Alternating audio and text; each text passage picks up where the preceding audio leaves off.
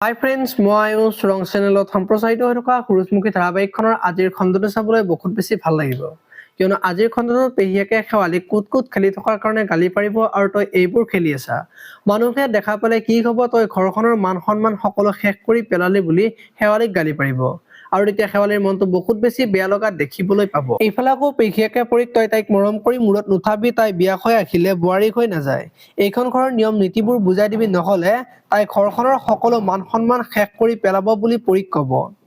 আৰু তেতিয়া পৰীয়ে পেহীয়েকক তাই খেলাহে খেলিছে, একো ডাঙৰ কথা হোৱা নাই, মান সন্মান যে যাব বুলি পেহীয়েকক কোৱা দেখিবলৈ পাব।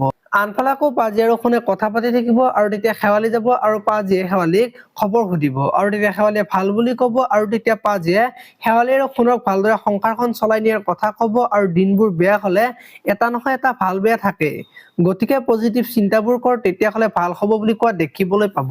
আজিৰ খণ্ডটোত পৰীয়ে ৰত্নক তই টকা ইনকাম কৰা আৰম্ভই কৰা নাই, ইমান ডাঙৰ ডাঙৰ কথাবোৰ কিয় কোৱা বুলি ৰত্নক ক'ব। এতিয়া বৰ ৰত্নই জুৱা খেলি যে টকাবোৰ ইনকাম কৰে সেই কথাটো পৰীয়ে গম পাব নেকি, দেখিবলৈ পাব আজিৰ খণ্ডটোত। আপোনালোকে সূৰুযমুখী ধাৰাবাহিকখন চাই কেনেকুৱা পায় কমেন্ট কৰি জনাব আৰু যদি আপোনালোকে এতিয়ালৈকে চেনেলটো ছাবস্ক্ৰাইব কৰা নাই তেতিয়াহ'লে চেনেলটো ছাবস্ক্ৰাইব কৰি ভিডিঅ'টোত এটা লাইক কৰি দিব। ধন্যবাদ।